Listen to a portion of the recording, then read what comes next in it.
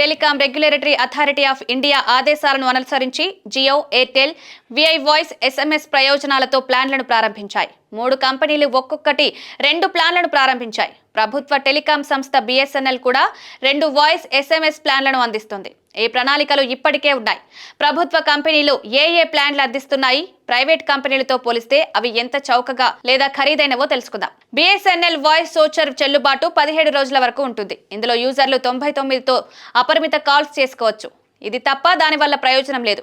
Company అందులో data, SMS ప్రయోజనాలను అందించడం లేదు. 439 రూపాయల ప్లాన్ 90 రోజుల అంటే 3 నెలల చెల్లుబాటులో ఉంటుంది. ఇందులో అపరిమిత ఉచిత కాలింగ్, 300 SMSలు అందుబాటులో ఉన్నాయి.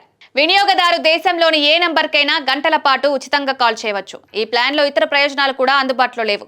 ఈ ప్లాన్ దాదాపు 3 నెలల చెల్లుబాటుతో ప్రైవేట్ కంపెనీల ప్లాన్ కంటే చౌకగా ఉంటుంది. ఎయిర్టెల్, జియో, విఐ ప్లాన్లు 84 రోజుల వ్యాలిడిటీతో.